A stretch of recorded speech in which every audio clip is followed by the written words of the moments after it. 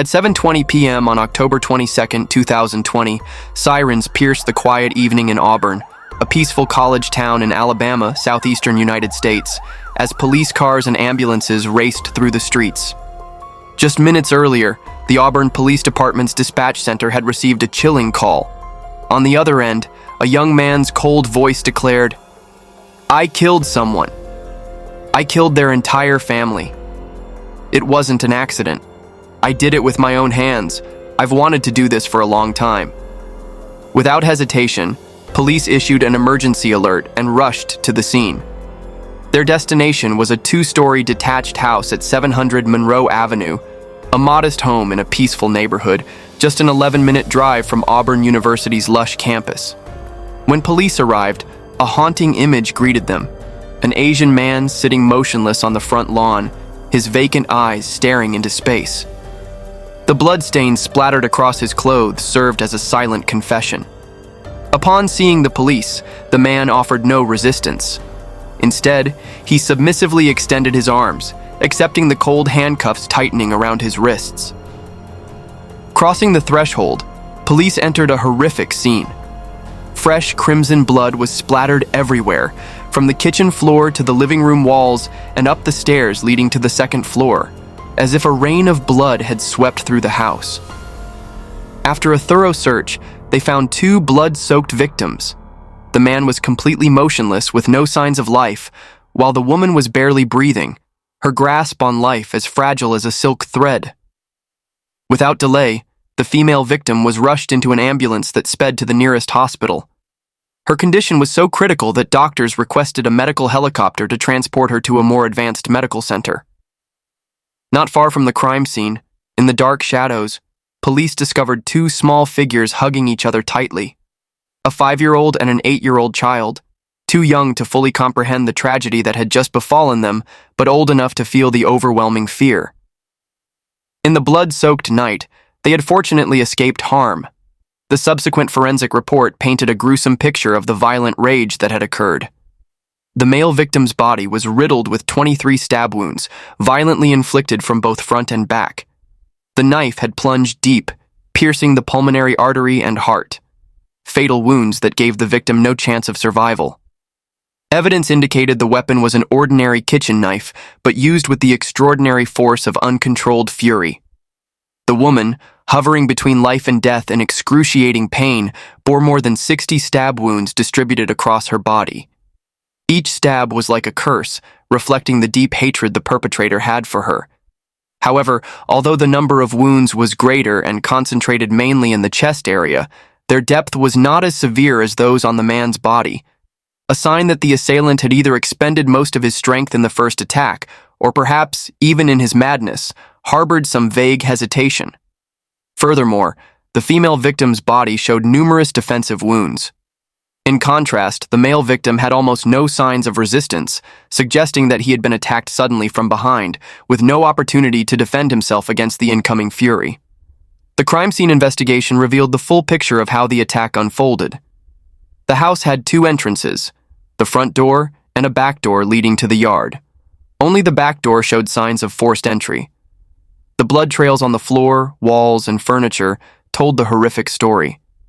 The male victim had likely been suddenly attacked from the back door, then desperately tried to escape in a final moment of panic.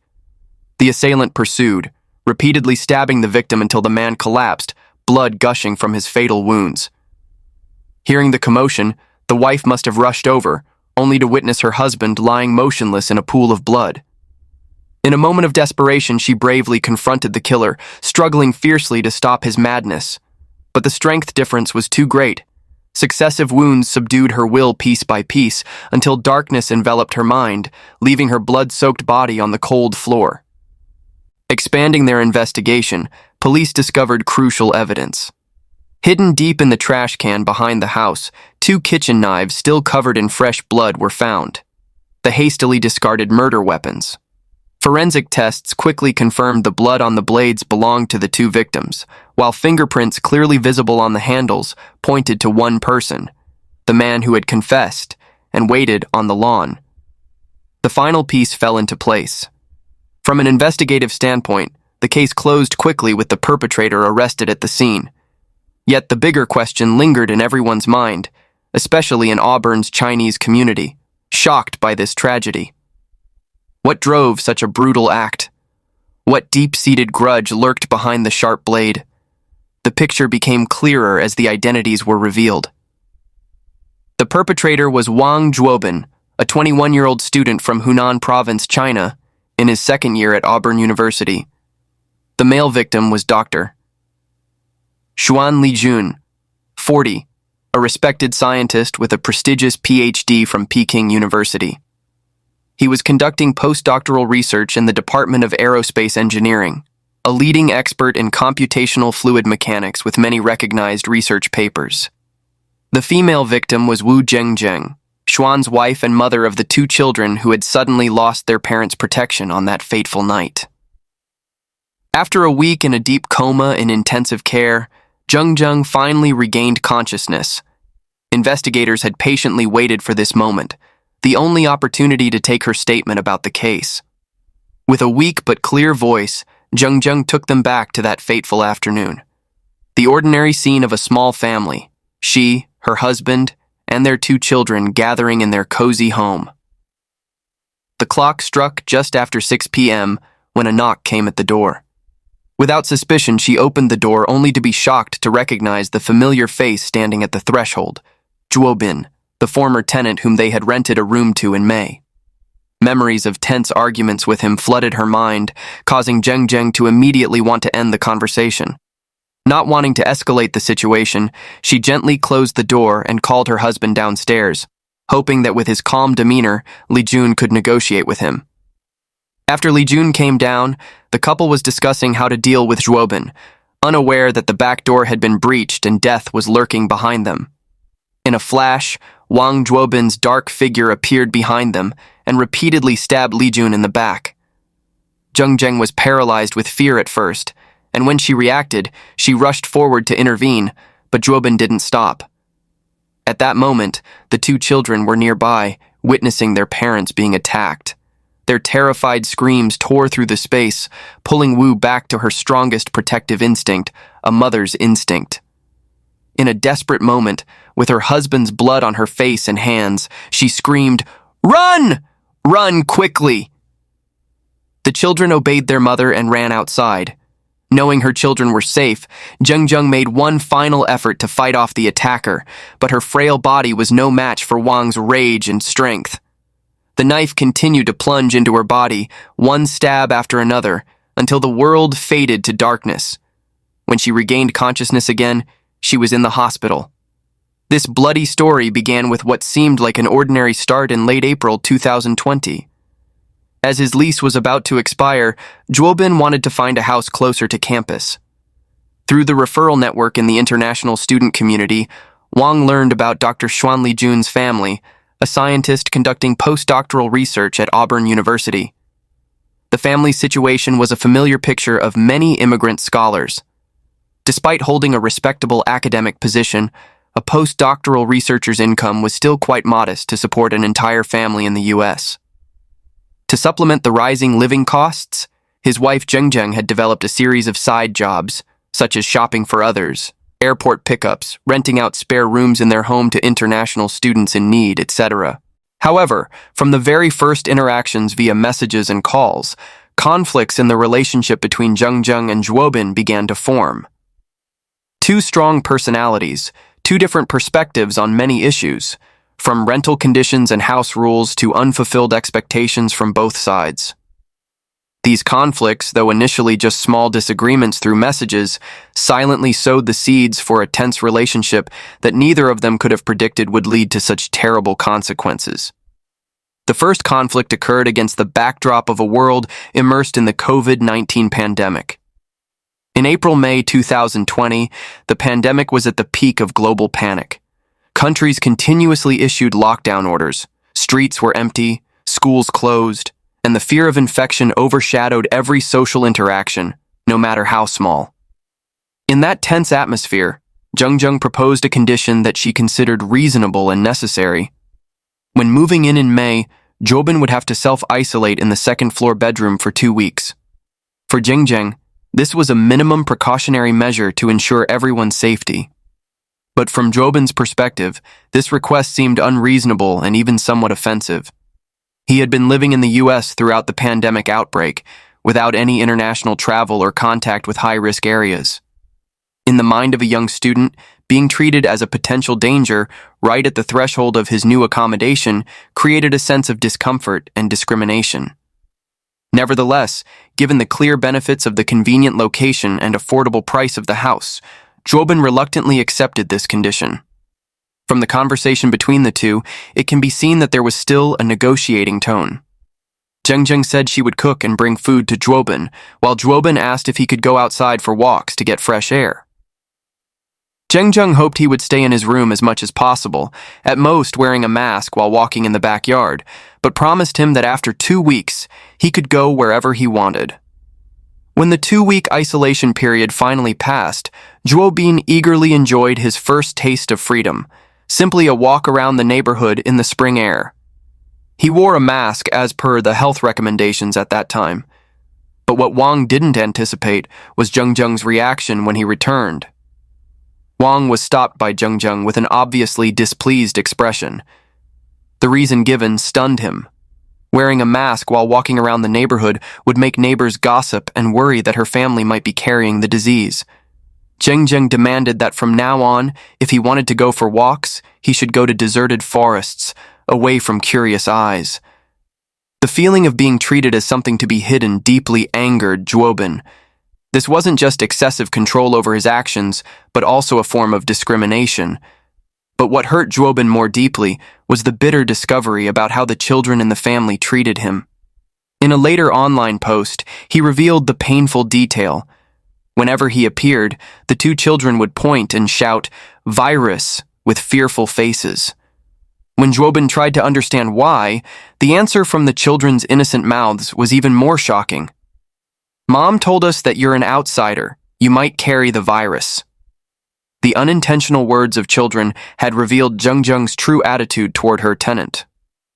The second conflict erupted right in the first days after Wang Zhuobin moved in, a dispute over air conditioning that seemed simple, but became a flashpoint of tension between the two sides. At this time, the outdoor temperature was around 77 degrees Fahrenheit, comfortable for many people, but inside Wang's room, the situation was quite different. Wang's room was on the second floor, with windows facing direct sunlight for many hours. This natural greenhouse effect pushed the temperature in the room up to about 88 degrees Fahrenheit, an almost unbearable temperature, especially when he was forced to stay in the room all day during isolation. Sweating profusely and struggling to breathe, Wang requested that the air conditioning be turned on to reduce the temperature to a bearable level, but Zheng quickly rejected this request. She explained that the house used a central air conditioning system. If turned on for Wang's room, the air would circulate throughout the house, making isolation meaningless and potentially dangerous for the entire family. Instead, Wu proposed an alternative solution, using 2 electric fans to help circulate air in the room. For Wang, who was enduring furnace-like heat, this proposal was almost an insult. 2 electric fans merely pushed hot air around rather than actually cooling it. He felt he wasn't being treated like a paying tenant, but rather as a nuisance that had to endure every inconvenience. The argument over air conditioning quickly escalated, with Wang insisting on his right to a basic living environment, while Wu cited health safety reasons for her family. The tense atmosphere was only temporarily relieved when Legion finally conceded and agreed to turn on the air conditioning. After turning on the air conditioning, Zheng then said that because the air conditioning was on, Wang was not allowed to open windows for ventilation, fearing he would damage the house's air conditioning. If damaged, he would have to compensate $2,000. Afterward, the relationship between Zhuobin and Zheng became increasingly tense. Small clashes in daily life occurred continuously. For example, one time, because Wang's room had direct sunlight, Zheng suggested putting up shading paper on the room's windows, but Zhuobin refused, feeling that if he put up shading paper, the room would become very dark, like a prison. For instance, Zheng wouldn't allow him to wear sandals in the house, fearing he would scratch the hardwood floors. Each time he used the washing machine and dryer, Zheng would stand beside him supervising, counting every second. If he went overtime, he would be required to pay an additional $20. Similarly, each time he cooked, Zheng would mutter beside him, saying that electricity and water were expensive, and saying that her family only cooked once a day, implying that she found him cooking too diligently, using too much of her house's electricity, water, and gas. After staying at Xuan's house for more than 10 days, one evening Zhuobin discovered that his bed was broken. This became the third point of conflict. The wooden board under the mattress and the edge of the bed had separated. When Zhuobin reported this to Zheng, she told him that he needed to compensate, including the mattress and bed frame, totaling $700. However, Zhuobin found this very unreasonable. First, he had only moved in a few days ago, and had been isolated every day with no strenuous activity on the bed, yet it had collapsed. It was quite possible that the bed frame had been slightly damaged before he moved in. Moreover, even if he had to compensate for the bed's price, why did he have to compensate for the mattress too? Later, Zhuobin searched online and discovered that even buying a new bed would only cost $114, yet the landlord was demanding $700 in compensation. Wasn't that excessive? Meanwhile, landlord Zheng insisted that this room had been prepared for her son, and before Wang moved in, no one had stayed there, the bed was also new, and Wang must definitely compensate. Afterward, it was again Li Jun who stepped in to mediate, saying that if the bed could be repaired, there would be no need for compensation. If repair was truly impossible, $100 compensation would be sufficient. Wang couldn't swallow this anger and investigated from multiple sources in WeChat groups, discovering that before he moved into Xuan's house, many people had indeed slept in this room, completely contradicting what Zheng had claimed about it being reserved for her son. By this point, Zhuobin's impression of Zheng had deteriorated to the extreme. He believed she was lying and would do anything to make extra money. Therefore, he developed the intention to move out of Xuan's house. The fourth point of conflict was whether to pay a contract violation penalty. After struggling to stay for a full month and finding new accommodation, Zhuobin proposed to Zheng about moving out. However, Zheng told him that he could move out, but must pay a contract violation penalty. The contract they had signed was for 1 year.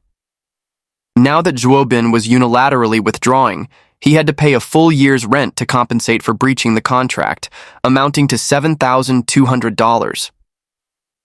Zhuobin found this absurd when he heard it. After all, he had been in the US for 2 years and wasn't completely ignorant. Typically, the maximum contract violation penalty is 3 months' rent. Now Zheng was making an excessive demand for a full year, which he certainly couldn't agree to. So, the two sides again engaged in a fierce argument. During the argument, Zheng claimed she had studied law at a Hong Kong university, had a law degree, and if Zhuobin refused to pay, she would send legal documents and sue him. Zhuobin didn't back down, saying she should go ahead and sue. He would also hire a lawyer, and if the court ruled that he had to pay a 1-year contract violation penalty, he would have no complaints. When Zheng saw that the lawyer card wasn't effective, she contacted Zhuobin's parents, telling them that he not only owed rent and refused to pay, but also wasn't serious about pandemic prevention, affecting her entire family's health. She used this method to pressure Zhuobin. Wang's parents in China, upon hearing their son doing such things, criticized Zhuobin without asking for the full story. At this point, he was very angry because he felt that the conflict between him and Zheng shouldn't involve his family. So, the two had another argument.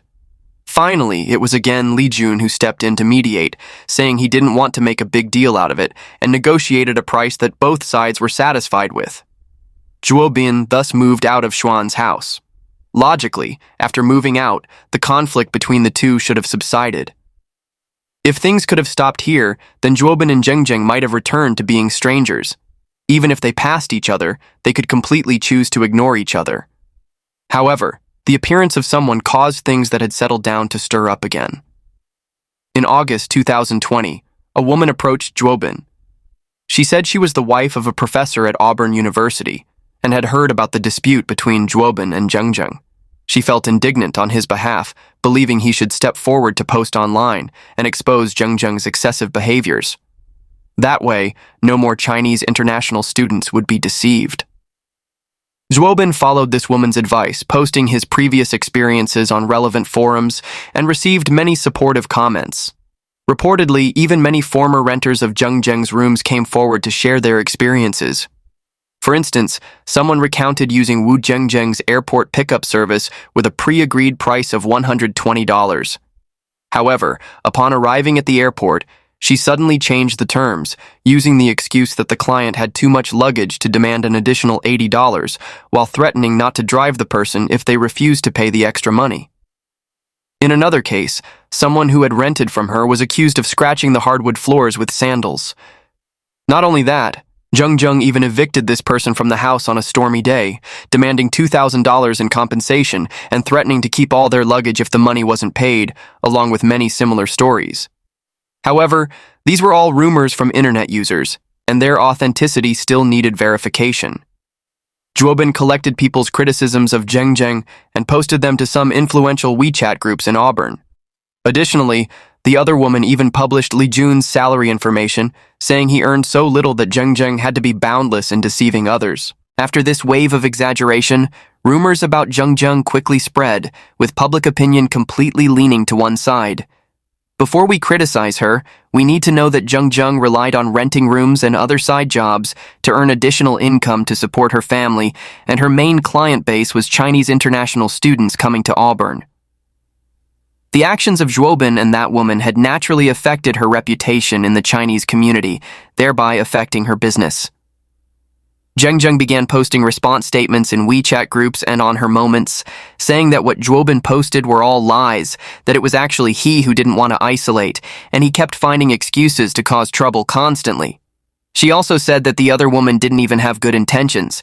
She did similar side jobs as her, and defaming her this time was really using public opinion for unfair competition. She further pointed out that this woman was a homewrecker who destroyed others' family happiness, had problematic personal ethics, and her words weren't trustworthy. Both sides stubbornly maintained their positions, arguing incessantly. Later, the other woman even published screenshots of WeChat conversations in which Zheng Zheng insulted her, saying that Zheng Zheng had spread rumors that she was a third party, defaming and slandering her, and had sued Zheng Zheng in civil court.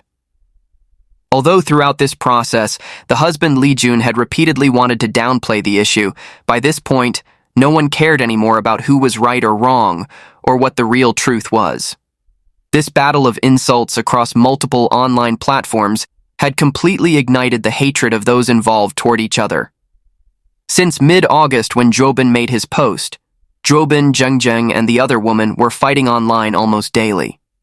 It can be said that the normal lives of those involved were all seriously affected. This continued for 2 months until the tragedy occurred on October 22nd. This tragedy happened like a thunderbolt from a clear sky, shocking the entire local Chinese community. People were just beginning to try to understand the cause and outcome of the incident from online rumors and WeChat groups. By March 2021, while Wu Zhengzheng was still undergoing treatment at the hospital, her wound condition suddenly worsened. Despite doctors' efforts to save her, she breathed her last due to complications from pulmonary failure.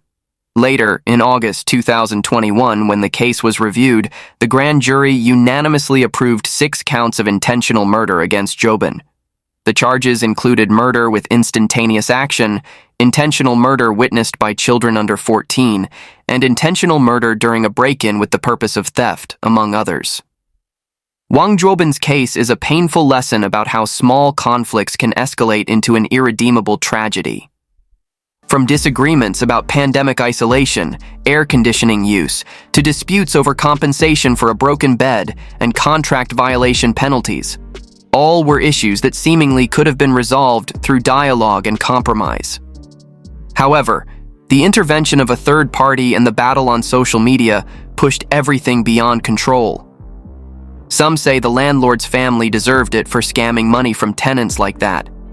But even if Zheng Zheng had deceived him in many ways as he claimed, what about Li Jun in the case? He had tried to mediate multiple times. Nevertheless, Zhuobin's savage knife blows were aimed at him first. When anger overwhelms reason, a student with a bright future became a murderer, and a family was permanently devastated. Two orphaned children will have to live with the horrific memory of the night their parents were attacked right before their eyes. This is not just a story about rental disputes, but also a warning about the importance of controlling emotions and seeking civilized ways to resolve conflicts. What do you think about this case? Please share your thoughts in the comments below. Thank you for watching and see you in the next videos.